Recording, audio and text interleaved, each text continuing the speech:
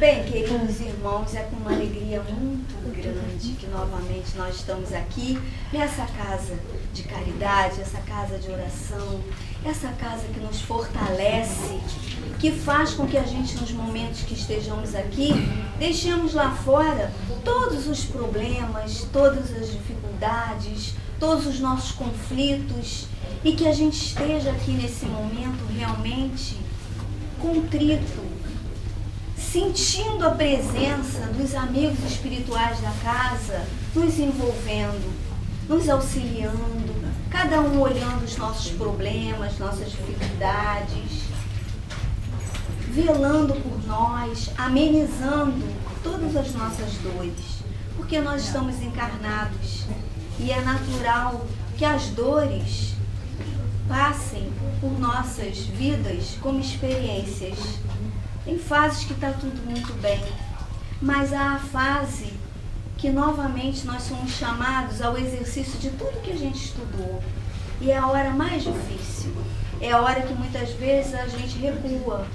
E nós não podemos recuar, nós temos que estar sempre indo adiante. Nós hoje vamos começar o nosso estudo lendo uma passagem desse livro aqui, Contos e Apólogos, do irmão X, pela psicografia do Chico Xavier. E essa história aqui, ela costuma a ser sempre falada na Rádio Rio de Janeiro, que é a nossa rádio 1400 AM, fazendo propaganda, que é aquela rádio que nos consola, que nos ampara, que nos dá força. E nós todos, espíritas, temos que nos unir para fazer com que a nossa rádio cada vez mais tenha uma amplitude maior. Porque, por exemplo, quem aciona pela internet já tem uma facilidade maior, porque ela vem mais límpida. Mas para quem aciona só o rádio no AM, nem todo o rádio consegue pegar bem a nossa emissora. E eles precisam de colaboração. Então, que nós possamos nos unir, porque é a rádio que traz justamente alento para as nossas vidas. Eu não canso de falar isso. Num momento muito difícil da minha vida, foi justamente de madrugada, escutando o programa, daquela voz, daquele senhor, que eu não gravo o nome de ninguém, esqueço tudo, mas que era uma bênção para mim. Na hora que ele falava, tenha paciência, tenha confiança em Deus, tenha fé. E aí eu ia dormir, ai, sim, vai melhorar, a fé, eu tenho fé, e eu dormia tranquila. Me ajudou muito aquela rádio, me ajuda até hoje e ajuda tantos corações aflitos que buscam. E nos momentos que não estamos mais em aflições, nós estamos mantendo a sintonia, na medida que a gente está ligada ali. Eu sempre comentava que tinha uma conhecida minha que às vezes 6 horas ela ligava na Rádio Rio de Janeiro, na Ave Maria, e ela saía, ia fazer outras coisas. E eu, dentro da minha adolescência, que agora eu já sou velhinha, estou uma senhora, mas quando a gente é adolescente, a gente é muito questionador. E eu pegava e falava assim, gente, isso é um absurdo. Porque, afinal de contas, está lá a rádio ligada para nós estarmos ali ouvindo. E não o rádio ligado à toa. E ela falava assim, não, eu estou ocupada, mas os espíritos estão ouvindo. Aí eu falava, pô, peraí, será que os espíritos estão ali sentadinhos ouvindo a rádio? E ela está lá, não tem que ter sintonia, não sei o que lá. Mas não, gente, é verdade. Porque justamente é uma vibração muito intensa. E realmente ela estava certa. Ela, não era pelo fato dela não estar ali sentada na hora, escutando, parada, que ela não estava também sintonizada. Tanto que ela tinha aquela preocupação, tá na hora de iniciar a Ave Maria. E várias vezes eu a via, na hora que estava naquele, porque primeiro tem as 6 horas, depois tem aquela preleçãozinha, e 10 para as 7 tem a oração. Então quando dava 10 para as 7, eu via ela ia correndo para lá para rezar, para justamente vibrar. Então a casa dela era aquele reduto de luz, que era aquela porta aberta para todos os espíritos que estavam procurando um abrigo, um alento. Então os mentores provavelmente falavam, entra meu amigo, essa casa aqui tem irmãos que procuram vivenciar o Evangelho de Jesus. E essa era a casa dela. E eu hoje me penitencio por ter pensado mal dela na minha adolescência, que a gente vai amadurecendo. Então a história que tem aqui justamente várias vezes na Rádio Rio de Janeiro é falada. E nós vamos repetir. Diz assim, no capítulo 21, o encontro divino. Quando o cavaleiro d'Arsenal, valoroso senhor em França, se ausentou do medievo domicílio pela primeira vez, de armadura, fugindo ao sol, dirigia-se à Itália para solver urgente questão política. Eminente cristão, trazia consigo um propósito central: servir ao Senhor, fielmente para encontrá-lo. Não longe de suas portas, viu surgir, de inesperado, o seroso mendigo e a estender-lhe as mãos descarnadas e súplices. Quem seria semelhante infeliz a vaguear sem rumo? Preocupava-se serviço importante em demasia e, sem se dignar fixá-lo, atirou-lhe a bolsa farta. O nobre cavaleiro tornou ao lar e, mais tarde, menos afortunado nos negócios, deixou de novo a casa. Demandava agora a Espanha, em missão de prelados amigos aos quais se devotava. No mesmo lugar, postava-se um infortunado pedinte com os braços em rogativa. O fidalgo, intrigado, revolveu grande saco de viagem e dele retirou o pequeno brilhante, arremessando-o ao triste caminheiro que parecia devorá-lo com o olhar. Não se passou muito tempo e o castelão, menos feliz no círculo das finanças, necessitou viajar para a Inglaterra, onde pretendia solucionar vários problemas alusivos à organização doméstica. E no mesmo trato de solo é surpreendido pelo amargurado leproso, cuja velha petição se ergue no ar. O cavaleiro arranca do chapéu estimada joia de sublime valor e projeta sobre o conhecido Romero, orgulhosamente. Decorridos alguns meses, o patrão feudal se movimenta na direção de Porto Distante, em busca de precioso empréstimo, destinado à própria economia, ameaçada de colapso fatal. E no mesmo sítio, com rigorosa precisão, é interpelado pelo mendigo, cujas mãos em chaga aberta se voltam ansiosas para ele. D'Arsenal, extremamente dedicado à caridade, não hesita. Despe fino manto e entrega-o de longe, receando-lhe o contato. Depois de um ano, premido por questões de imediato interesse, vai a Paris invocar o socorro de autoridades e, sem qualquer alteração, é defrontado pelo mesmo Lázaro, de feição dolorida, que lhe repete a antiga súplica.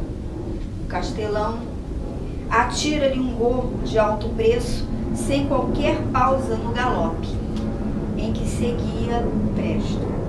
Sucedem-se os dias, e o nobre senhor, num ato de fé, abandona a respeitável residência com séquito festivo.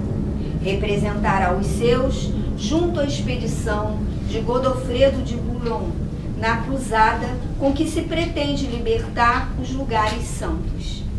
No mesmo ângulo da estrada, era guardado pelo mendigo, que lhe reitera a solicitação em voz mais triste. O ilustre viajor dá-lhe então rico farnel, sem oferecer-lhe a mínima atenção. E na Palestina, D'Arsenal combateu valorosamente, caindo ferido em poder dos adversários. Torturado, combalido e separado dos seus compatriotas, por anos a fio, padeceu miséria e vexame, ataques e humilhações, até que um dia, homem convertido em fantasma, torna ao lar que não o reconhece. Propalada a falsa notícia de sua morte, a esposa deu-se pressa em substituí-lo. E à frente da casa, seus filhos revoltados soltaram cães agressivos que o dilaceraram cruelmente, sem comiseração, para o pranto que lhes corria de olhos semi-mortos. Procurando velhas afeições, sofreu repugnância e sarcasmo. Interpretada agora a conta de louco, o ex-fidalgo em sombrio crepúsculo ausentou-se em definitivo a passos vacilantes. Seguir para onde? O mundo era pequeno demais para conter-lhe a dor. Avançava penosamente, quando encontrou o mendigo. Relembrou a passada grandeza e atentou para si mesmo, qual se buscasse alguma coisa para dar. Contemplou o infeliz pela primeira vez e, cruzando com ele o olhar angustiado, sentiu que aquele homem chagado e sozinho devia ser seu irmão. Abriu os braços e caminhou para ele, tocado de simpatia, como se quisesse dar-lhe o calor do próprio sangue. Foi então que, recolhido no regaço do companheiro, que considerava leproso, dele ouviu as seguintes palavras: Daçonval, vinde a mim. Eu sou Jesus, teu amigo. Quem me procura no serviço ao próximo, mais cedo me encontra. Enquanto me buscavas à distância, mas eu te aguardava aqui, tão perto. Agradeço o ouro, as joias, o manto, o agasalho e o pão que me deste. Mas há muitos anos eu te estendi os meus braços, esperando o teu próprio coração. O antigo cavaleiro nada mais viu senão vasta senda de luz entre a terra e o céu. Mas no outro dia, quando os semeadores regressavam às lides do campo, sob a claridade da aurora, tropeçaram no orvalhado caminho com um cadáver. Daçonval estava morto. Então, meus irmãos, essa lição de hoje, para todos nós, é uma lição que vem nos mostrar qual é o verdadeiro sentido da palavra caridade. O que é caridade? E ele aqui no final ele fala, quando Jesus diz a ele, o irmão X, né, que ele o procurava um tempão, estava ali. E ele não via, porque ele ainda não tinha colocado o sentimento naquela doação. E isso acontece com muitos de nós.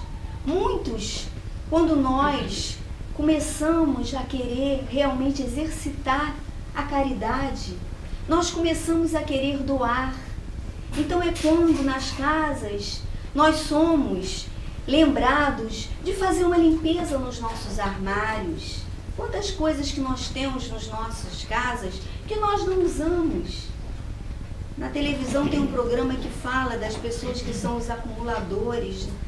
É uma doença, mas é uma doença que ela começa a se instalar aos pouquinhos. E nós todos, no fundo, somos um pouquinho acumuladores. É aquele vestido de noiva, se nós casamos com a roupa de véu e grinalda, como uma tia querida que eu tenho, que ela guardava a camisolinha do marido quando ele foi batizado. Essa minha tia, ela tem 98 anos. Até hoje ela guarda aquela peça, né? Eu já até comentei uma vez aqui que nós fizemos uma limpeza com ela, uma ocasião, e demos muita coisa para um bazar. E fomos no dia da festividade na casa para o bazar. E ela arrematou uma opção de coisas. De volta. Isso é normal. Não é só ela, somos nós. Porque a gente dá, mas com aquele apego. É aquele vestidinho que a gente acha que nós estamos vestindo 48, mas um dia vai voltar a ser 38. Eu vou ser perseverante, eu vou emagrecer, eu vou botar, que vestido lindo. Não me serve, mas um dia ele vai servir. É aquela ferramenta que os meninos têm, às vezes, muito cuidado.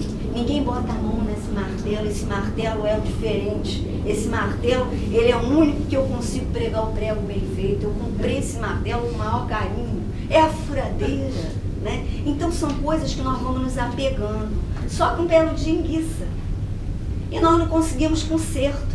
Disseram que há possibilidade de arranjar uma peça de reposição. Nós estamos com pressa. Então nós compramos uma outra, mais barata até, porque a nossa paixão é aquele que ficou ali. Só que o tempo passa e aquilo ali vai ficando. E depois nós olhamos para aquilo ali e enferrujou. Então nós precisamos aprender, como os amigos espirituais falam, a nos despojar. Por quê? Porque nós estamos aqui na terra de passagem.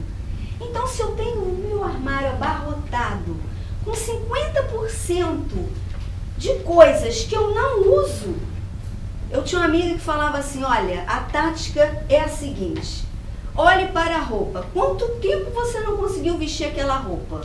Que existe isso. Nós temos, às vezes, determinadas vestes que a gente acha linda, mas a gente não se sente bem na hora que bota. E aquilo vai ficando, vai ficando, vai ficando. Então ela falava, faça avaliação. Quanto tempo essa roupa está no seu armário? 1 ano.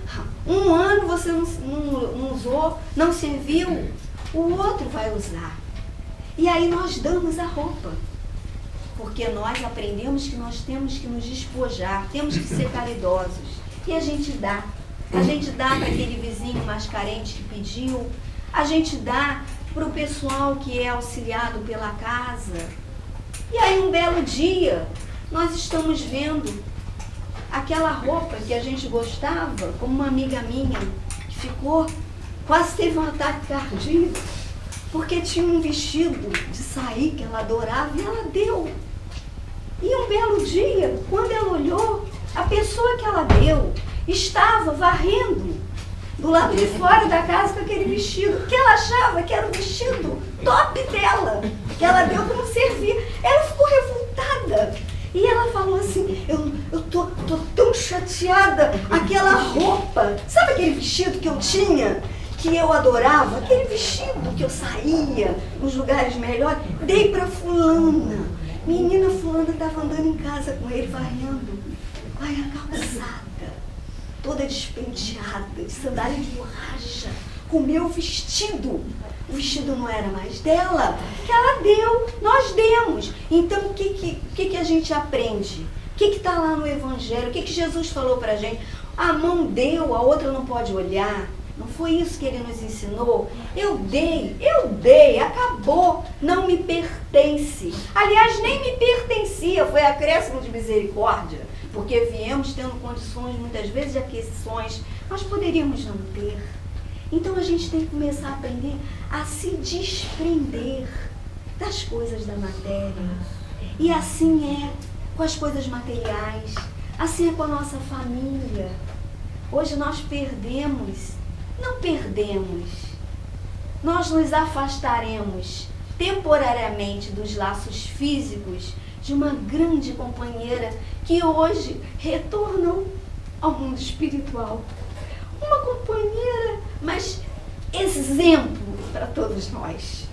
Vivenciou sua vida doando, compartilhando as suas aquisições espirituais, as suas experiências, um espírito de valor, um espírito nobre, um espírito bom. Essa é a maior aquisição que essa criatura hoje levou para o plano espiritual. E é como os espíritos falam, quando nós chegamos e estamos partindo, quem vem nos receber? Muitas vezes os anônimos, que nós nem imaginávamos que estaríamos esperando no plano. Por quê? Porque foi a caridade silenciosa, foi a caridade feita com vontade de servir, de ver a alegria do outro. Quantas vezes nós estamos na nossa casa com alimentos estragando, porque aproveitamos a promoção, né? Nós gostamos de promoção. Falou promoção, nós corremos lá. Eu tinha uma amiga que era assim, promoção de sabão em pó. Ela vinha várias bolsas de sabão em pó. Aí uma vez nós perguntamos, mas por que tanto sabão em pó? Aí ela falou, porque está na promoção, está na promoção. E nós fomos assim. Aí de repente comprou na promoção. Mas era tanta quantidade que estragou. Então, bateram na nossa porta. Hoje em dia está difícil, quando bate a gente fica com receio. Mas aqui na nossa região oceânica ainda há muito disso. Muitas pessoas que batem. Bateu, nós olhamos, conhecemos, é uma pessoa que está precisando. Nós estamos lá no estoque da promoção. Por que não compartilhar um pouco para amenizar? Aquela criatura vai para casa feliz. Então tudo que nós temos aqui na terra são misericórdias que o Pai nos dá de acréscimos. Porque os Espíritos nos falam, nós somos espíritos que viemos de longas datas, sempre ao exercer a lei, o livre-arbítrio, nós costumamos sempre a ter nossas falhas. Então a gente reencarna com muitas deficiências. Na medida que nós reencarnamos com essas dificuldades, com esses débitos, nós trazemos esse passado. Então nós já temos uma carga grande conosco. Mas na medida que nós vamos exercendo a lei do amor, através da caridade, o que vai acontecendo? Vai amenizando os débitos que nós contraímos. Nós estamos começando a exercitar o que Jesus falou lá atrás e que para nós ainda é tanta novidade, é tanta dificuldade para aquilo entrar dentro da gente. Então esse passado interfere muito nas nossas vidas. Então é a caridade no lar. Como é difícil exercer a caridade no lar. É a maior dificuldade nossa. Por quê? Porque é ali que estão justamente muitos companheiros que vieram conosco para nós unirmos novamente aqueles laços que foram desfeitos em outras existências. E pelos laços do sangue, pela convivência, nós estamos ali unidos. É esse o objetivo da nossa família. E é difícil. Aí muitos de nós sempre comenta um com o outro, é tão fácil vir para cá, ajudar, trabalhar, quando é que vai ter outra campanha? Quando é que a gente vai no asilo? Ai, eu me sinto tão bem, ai meu Deus, eu vou ter que voltar para casa. Quando eu voltar para casa vai ser aquilo tudo outra vez. Mas é ali a nossa escola. É ali que a gente vai exercer a lei da caridade. Tendo o quê? Tendo 3 elementos fundamentais. Primeiro, benevolência. Sermos benevolentes com o nosso querido, com o nosso próximo. Exercer a benevolência. Tentar entender. Quem tem filho adolescente passa por fases complicadas e a pessoa fala, meu Deus, era tão bonzinho. Agora está desse jeito, meu Deus, o que está acontecendo? Que nós não estamos sintonizando, nós não estamos mais conseguindo entender um ao outro. O Espírito se mostrou como é. E vem justamente todo aquele passado junto, em choque com nossas arestas. E nós amamos aquele filho. E ele nos ama. Porque Deus é misericordioso e permitiu que reencarnássemos. Mas tem que ser exercido o quê? A benevolência. Da mesma maneira que nós somos benevolentes às vezes com um estranho, não é? Pisou no pé do outro. Quantas vezes a gente está num lugar público e uma pessoa pisa no nosso pé. Logo naquele dedinho que está com a unha encravada. E a pessoa pisa. E aquela dor, e a gente vê estrelas. E a pessoa fala, ai, me desculpa, doeu. A gente, não doeu. Porque a gente não tem coragem de falar, ai, por que você molhou? Mas se fosse em casa a gente ia falar. Por que você não viu? Você pisou no meu pé.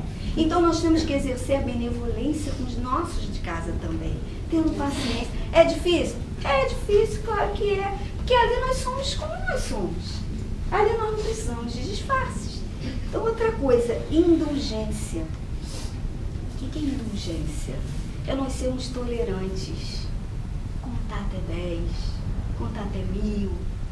Fazer como o Emmanuel orientava através do Chico, botar um copinho com água na boca, faz de conta que está com a boquinha cheia de água e não fala. Porque quando nós falamos, na hora justamente que nós estamos descontrolados, nós nos exaltamos e nós falamos o que não deveríamos falar, nós magoamos. E depois, para consertar aquilo ali, por mais que a gente fale, me desculpe, me perdoa, não foi isso, não dá mais, a gente falou. E aquilo fica no eco daquela pessoa. Então nós temos que ter isso em mente, meu Deus, eu vou me controlar, eu vou ser tolerante, eu vou ser indulgente. E o perdão das ofensas. Perdão, ai, que palavra difícil, que palavra linda, mas tão difícil. Porque nós somos humanos e aquilo fica, aquilo dói. E a gente fala, não, já perdoei. E a gente não vê mais a pessoa um tempão. Aí um belo dia nós estamos indo para determinado lugar que a pessoa está vindo no sentido contrário. E a gente olha, e aí vem aquele sentimento e a gente percebe que nós não perdoamos. Porque a gente não sabe qual atitude tomar. Se vai cumprimentar, se vai disfarçar, se vai fingir que não viu. Tem pessoas que acontece isso.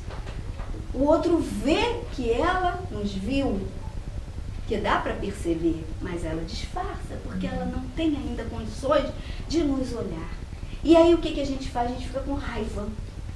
Tá vendo? Eu perdoei, mas olha só o que fez. Passou por mim ontem e fez isso. Mas onde está a indulgência? Onde está a tolerância? Onde está o perdão de nós que estamos estudando, que estamos tentando nos melhorar? São muitas resistências com dificuldades, mas agora nós estamos aqui. Ai, mas assim, a natureza não dá salto, ninguém pede, nenhum espírito. Deus não quer, não deseja, os espíritos superiores entendem que a caminhada ela é vagarosa. Ela é justamente entre tropeços e acertos, para solidificar justamente dentro dos erros o caminho correto. Todos sabem disso. Nossos protetores sabem, nossos guardiões sabem, os espíritos amigos sabem, tanto que nos recebem sempre. Como é bonito nós verificarmos a misericórdia de Deus, permitindo que nós tenhamos esse intercâmbio com os irmãos do além, vindo falar para a gente, olha só, eu errei também. Os livros estão cheios desses relatos. Mentores que estão exercendo determinadas funções no plano espiritual, nimbados de luz, quando eles contam a trajetória deles, com a humildade que eles têm, eles falam, eu reconheço que eu sou um grão de areia, porque eu tenho ainda muito que melhorar. E se eu já melhorei, foi graças às oportunidades que o Pai me deu. Mas todos nós podemos melhorar, precisamos é caminhar. Então eles falam o seguinte, que justamente nós temos, dentro dessa lei da caridade, de fazer o bem, 3 fatores vão interferir: o nosso passado, o nosso presente e o nosso futuro. E esse livro aqui, que é muito interessante, O Pensamento de Emmanuel, por Martins Peralva, ele faz uma comparação muito interessante aqui, no capítulo 33, que ele fala a prática do bem. Então ele fala assim, os débitos que nós contraímos ontem, mas a omissão de hoje, porque muitas vezes a gente fala assim, não, ainda não estou preparado, essa encarnação não vai dar não, e a gente protela. Então se nós temos os débitos do passado, Mas a nossa omissão de hoje, nós vamos ter que repetir as experiências amanhã. Nós fomos omissos. A gente aprende, o espírito, ele não retrocede espiritualmente, mas ele também não avança. Então nós vamos ficar o quê? Vamos repetir aquela experiência outra vez. É quando muitas vezes nós, em vários lugares, repetem uma lição que eu acho que é do próprio irmão X, que conta de uma senhora que desencarnou e ela falava que ela estava, graças a Deus, desencarnada, ela era espírita, e que ela ficou livre do marido, porque 40 anos ela aturou aquele sujeito na vida dela. Então ela estava feliz da vida, graças a Deus, cheguei e deixei ele lá, mas estou livre. E aí os espíritos falam para ela, muito bem, você está feliz, porém, agora você vai voltar, porque você suportou o seu marido 40 anos. Você agora vai ter que retornar para aprender a amá-lo, porque você não amou. E o que é amar, gente? Amar é difícil. Amar vê os defeitinhos. A gente só olha os defeitinhos, a gente não olha as virtudes. Todos nós temos nossas virtudes. Então, a sabedoria que os amigos espirituais nos explicam é começar a olhar as virtudes. Porque nós temos virtudes. Temos defeitos, mas os defeitos são maiores. Não. Vamos começar a levantar as virtudes. E nós vamos ver que não é uma virtude, são várias. E quando a gente começa a olhar as virtudes do próximo, nós começamos a ver naquele ser e despertar o carinho, a paciência, a tolerância. Por quê? Porque são defeitinhos que nós também temos. Nós temos nossos defeitos. Muitas vezes não são iguais. Por quê? Principalmente entre casais. Se os dois forem iguais, pega fogo. Não é possível. Tem que ter um pouquinho de diferença. Porque dois gênios parecidos não ia dar certo. Quando está muito certo é porque já são espíritos muito afins.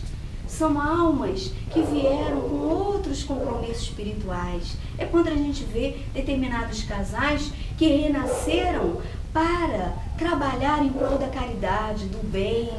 Você vê obras maravilhosas que aqueles dois juntinhos construíram. Então são espíritos que vieram com essa missão. Mas 99%, como os espíritos falam, dos casamentos são provacionais. São os ajustes. Então nós temos que aprender a tolerância. Então eles falam débito de ontem, débito de hoje. O que vai acontecer amanhã? Nós vamos ter um futuro totalmente comprometido e torturado. Muitos problemas na próxima vida. Débitos de ontem, mas a prática do bem hoje. O que vai acontecer? Vida equilibrada amanhã. A gente já queria que a vida fosse equilibrada agora. Muita coisa melhor, é claro, porque os espíritos fazem de tudo para tentar nos auxiliar e nos impulsionar. Eles vão tentar nos ajudar e estão nos ajudando sempre, mas nós temos que fazer a nossa parte. É como na mensagem que Dedé leu no início. O que ela falava? Né? Deus habita em mim. Deus está em mim. Quando eu começo a achar e ter certeza que eu sou um templo vivo do Criador e que eu tenho minhas potencialidades para conseguir lutar contra todas as adversidades, porque eu tenho um amparo espiritual, tudo começa a amenizar. É como uma amiga minha uma vez comentou também. Tá melhor? Aí ela falou, olha, vou te falar uma coisa. Tudo continua na mesma, mas eu estou tão bem. Meus problemas continuam, mas eu estou bem, porque eu estou conseguindo encará-los de outra forma. Quando nós espíritas começamos a encarar nossas dificuldades, olhando o nosso passado, trabalhando no nosso presente, para nós termos um equilíbrio maior e passarmos por aquela prova, por aquela dificuldade, tudo fica mais fácil, porque nós temos justamente o entendimento, coisas que muitos outros irmãos não têm. Nós temos, nós sabemos de onde eu vim, para onde eu vou, o que me espera, o que eu devo fazer aqui, por que eu estou sofrendo, por que eu estou passando pela prova, por que eu perdi meu emprego, por que o nosso país está passando por uma dificuldade tão grande.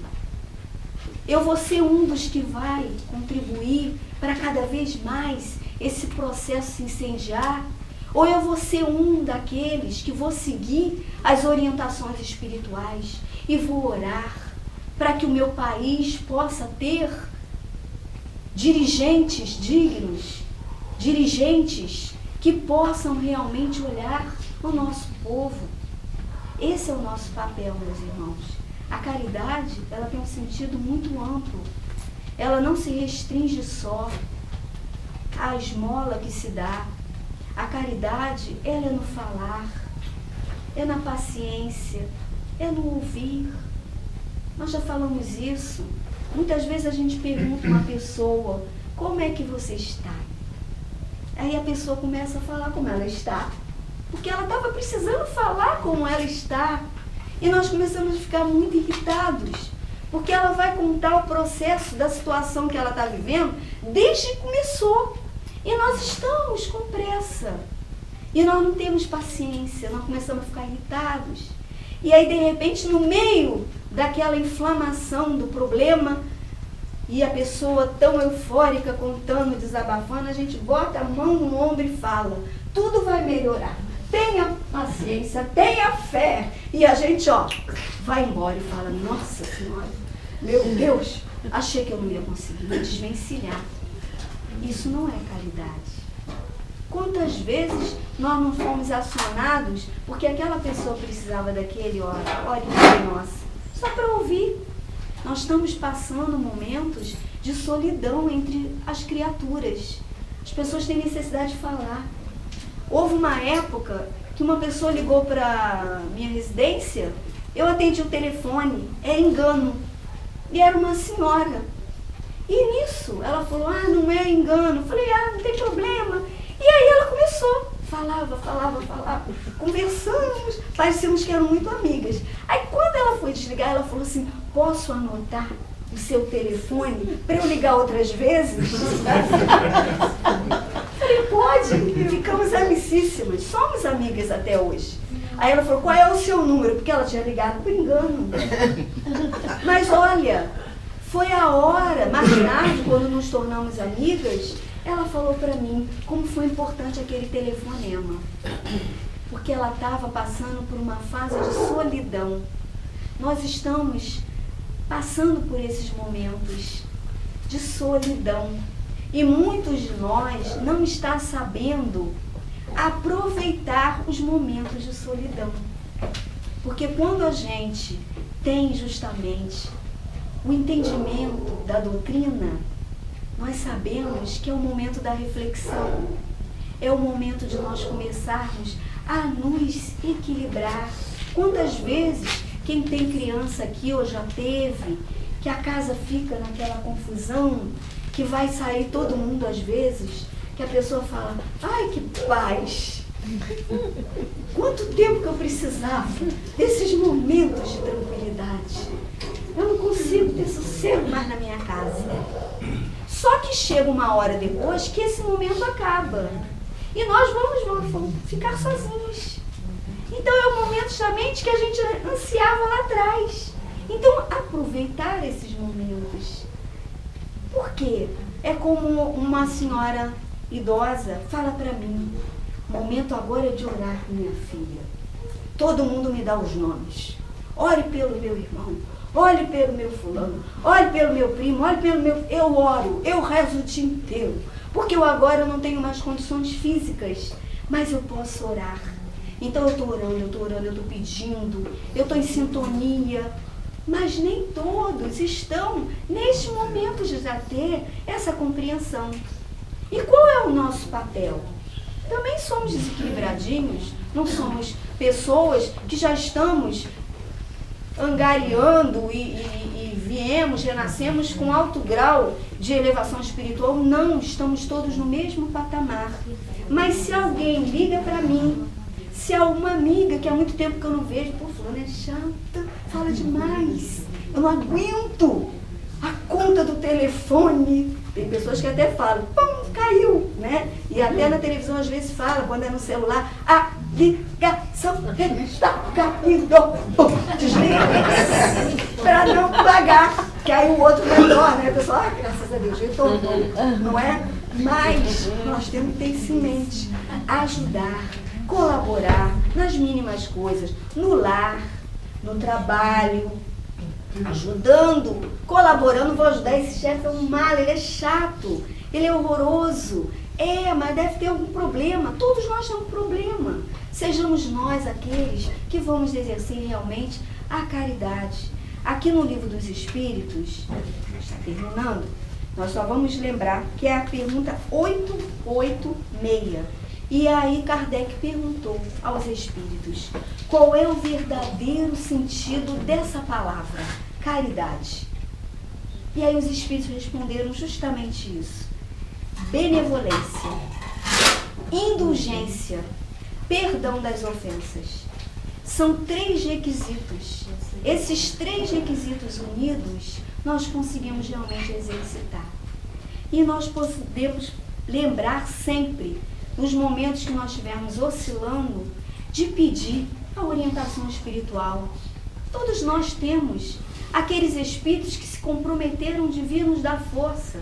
Então que a gente ore e peça, me ajude, eu não estou tendo paciência, eu não estou sabendo como lidar com essa situação, eu quero dessa vez acertar, me ampare, e venha a intuição. Vai vir justamente, de forma que você vai escutar o que vai ser melhor. É quando a gente escuta, fica quieto, não retruca. A gente fala, mas eu não vou deixar, vou falar.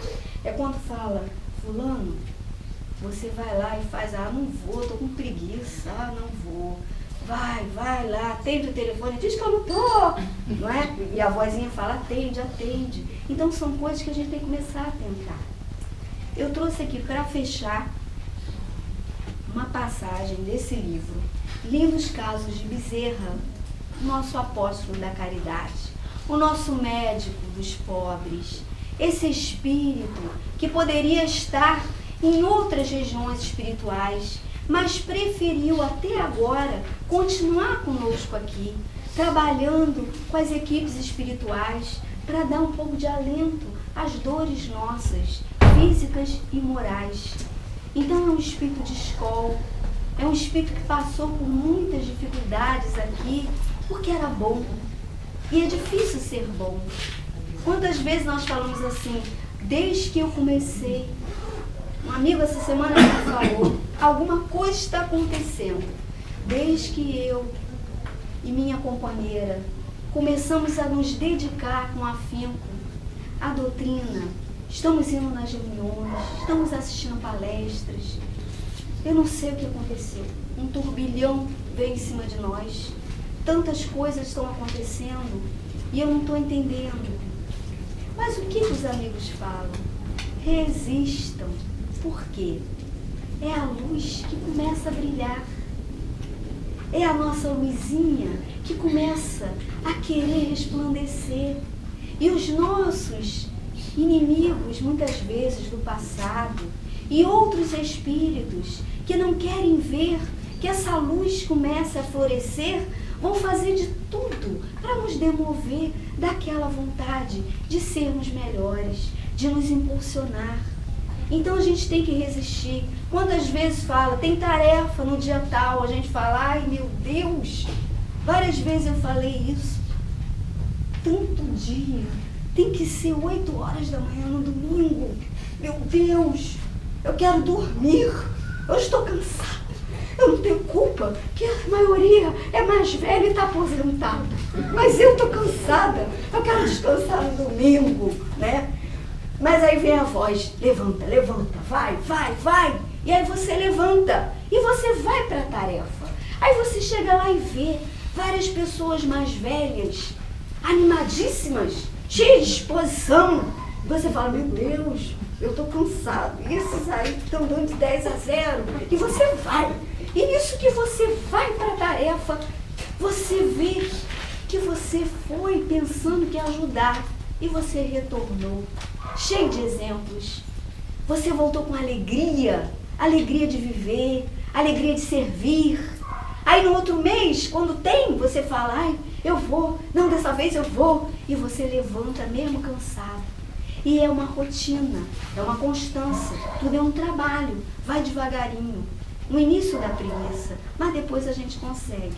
Então Bezerra, aqui nesse livro, conta que justamente o Ramiro Gama estava conversando com Chico, falando para ele que ele estava muito desanimado, que ele estava sem forças para continuar na tarefa de direção de casa, de trabalhador, de médium, que estava tão desanimado, que ele não via melhora nos companheiros, que ele achava todo mundo preguiçosinho, que geralmente é difícil, gente. Os dirigentes sofrem conosco, porque nós somos preguiçosos. Os dirigentes falam, tem tarefa dia tal, vem 3. E se a pessoa não tiver muita força e perseverança, ela acaba até fechando a casa, porque ela acha que ela está sozinha. Mas tem que ter perseverança. E ele estava se queixando, que ele estava assim. Ele estava querendo ficar desanimado, ele não sabia o que acontecia. E ele fala isso, né? O que eu ia fazer, o que queria fazer para melhorar. Então, eu mudei a folha. Aqui, achei. Aqui mesmo. Aí fala, né? Ele dizia que ele queria realmente se tornar cristão verdadeiro, mas estava muito difícil. E aí passa a conversa com o Chico. De noite, na reunião, veio uma mensagem do Bezerra. E eu trouxe essa mensagem que ela é direcionada a todos nós, trabalhadores, candidatos a uma vida de espiritualização das nossas almas. Então ele fala assim, amigo do Cristo, não ouvides nosso dever de cooperação com o Senhor. Ninguém te pede o impossível. Entretanto, é justo, nasçam em tuas mãos cada dia as migalhas de amor com que o mundo se elevará, do vale da sombra ao cimo da redenção. Lembra-te de viver a santa prerrogativa da tua fé. Faze algo. O Mestre não exige te convertas no refúgio de todas as crianças do mundo, porque a gente tem esse hábito. Não, eu vou abrir um orfanato, eu quero abrir um asilo de velhos, eu quero trabalhar. Não, eu não quero trabalhar na Casa Maria de Magdala.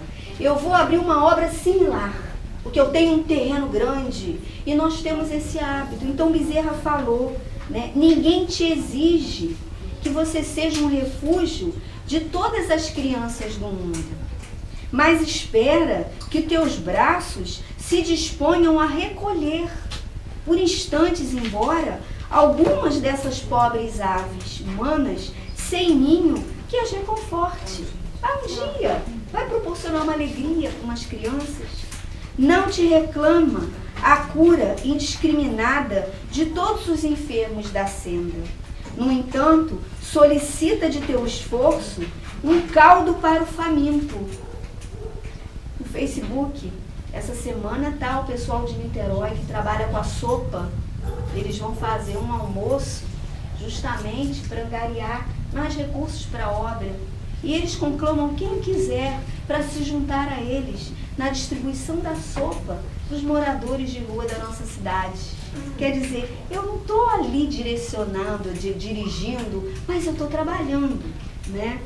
Uma palavra de bom ânimo para o agonizante desamparado.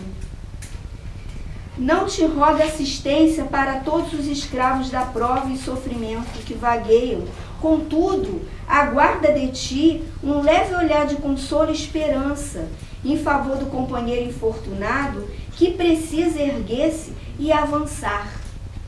Gente, passou na televisão essa semana que várias pessoas anônimas que têm tarefas bonitas.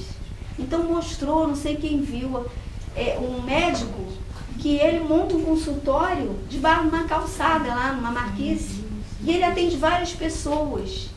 E ele tem um colaborador fiel, que hoje em dia trabalha, acho que no zoológico, não é? Exato, não é? Mas que ele era era morador de rua e viciado em crack. Olha que só. E aí na hora que foi perguntado a ele, foi tão bonito, perguntou a ele assim: o que fez você ter força de vencer esse vício e sair das ruas? Ele falou: o fulano, que eu não lembro o nome do médico, foi o fulano. Aí ele se emociona e ele fala assim: ele falou meu nome. Ele me chamou na hora de dar sopa pelo meu nome. E há muito tempo ninguém me chamava pelo meu nome. Quer dizer, ele resgatou a dignidade daquele ser humano. Olha que coisa bonita. O bem, ele impera em todos os lados. Só que nós só estamos atualmente vendo coisas feias, coisas ruins. Mas nós podemos ser esse diferencial. Então ele fala: o que a gente pode fazer? Uma esmola de tolerância, uma prece, uma gota de bálsamo, uma referência fraterna, uma flor de carinho, um sorriso. Quem será tão miserável no mundo que nada possa dar, quando o verme é um benfeitor da terra que produz a excelência do pão? Detente sim na antevisão do porvir e sonda-lhe a grandeza, mas não ouvides do presente, que nos cabe medir com os próprios passos. Demora-te na contemplação das estrelas, extasiante perante a magnitude do universo. No entanto, não esqueças de acender a vela humilde ao redor de ti mesmo, para que as trevas não senhoreiem o chão. Amigo de Cristo, o oceano é uma coleção imensa de gotas d'água, e o reino do Senhor será o conjunto das migalhas de amor que lhe ofereçamos. Não te faças tardio na compreensão, para que a tua felicidade brilhe mais cedo. O eterno amigo espera por nós no caminho de nossos próprios irmãos. Traze ao benfeitor celestial as sementes da tua vontade, e algo fazendo na tarefa redentora, estejamos convictos de que Jesus fará o resto. Então, meus irmãos, que nós possamos exercer esse bem, sermos homens de bem, acordando e agradecendo a Deus, porque temos a oportunidade de mais um dia de experiência. Agradecemos porque estamos na nossa caminha confortável, enquanto tantos outros estão passando por dificuldades. Agradecer a companheira que está do nosso lado, que muitas vezes pode ser uma pessoa destemperada, neurastênica, nervosa, dona encrenca, como muitos falam, mas é dona encrenca que está ali comigo, na hora da minha dificuldade. É com dona encrenca que eu choro, é com dona encrenca que eu tenho a liberdade de desabafar. É com o meu marido chatinho que aposentou que eu tenho oportunidade de estar ali com ele, no início brigando, porque meio-dia a comida não está pronta. Mas é com ele que eu conto, é com ele que eu estou, na hora da minha tristeza, na hora das minhas mágoas, na hora que um filho me decepciona. Então, meus irmãos, possamos então exercer essa caridade com todos aqueles que estão próximos de nós, conosco também, cuidando do nosso corpo, da nossa saúde, vigiando nossos pensamentos, vigiando os dardos envenenados que muitas vezes a gente projeta no outro por falta da nossa intemperança, por não termos temperança. Então que possamos ser realmente discípulos de Jesus e lembrar, nos momentos de dificuldade, hoje eu vou ver a vida de Bezerra, hoje eu vou ler uma passagem do Chico. E tem, para terminar, que já passou 10 minutos, me perdoe, o caso aqui que fala que o Chico estava trabalhando com muitas dores nas vistas, porque a gente sabe que ele veio com uma sequela muito grande na visão, chegava a sangrar. E aí ele com dor, mas atendendo todo mundo, psicografando. Doutor Bezerra veio, também auxiliou. E fez a tarefa dele e partiu, né, para outras tarefas. E aí quando está acabando tudo, ele olha para um espírito que é da equipe do doutor Bezerra e fala: Flores, será que você não podia dar um recado para o doutor Bezerra? Fala para ele que eu não estou aguentando de dor. Mas eu estou com muitas dores nos meus olhos. Por favor, pede a ele para interceder por mim. E aí o Flores vai. E nisso logo depois vem Bezerra. E ele fala: poxa, Chico, eu não vi que você estava assim, você não comentou, eu nem percebi que estava trabalhando com os outros aflitos. O espírito, quando ele se doa, ele olha tudo e ele esquece de si. E acabou que o próprio Chico não pediu socorro e ele também envolvido na tarefa não viu. E ele pega e fala: você tinha que ter falado. Ele fala para ele: olha só, eu sou uma verdadeira besta humana. Chico fala para ele: é por isso, eu sou uma besta, por isso que eu passo por essas coisas. Aí o doutor Bezerra vira para ele e fala assim: mas Chico, se você é uma besta, o que sou eu? Aí ele pegou, olhou para ele e falou: ora, doutor Bezerra, o senhor é um veterinário de Deus. Então, ele diz que nessa hora, doutor Bezerra sorriu. E ele ficou feliz, porque raramente ele via doutor Bezerra sorrir. Então é isso. Possamos ser bestas, mas bestas trabalhando, sangrando, chorando, lutando, mas trabalhando. Porque na medida que a gente exerce o bem para o próximo, as nossas dores são aliviadas e a gente sente felicidade no coração. Graças a Deus.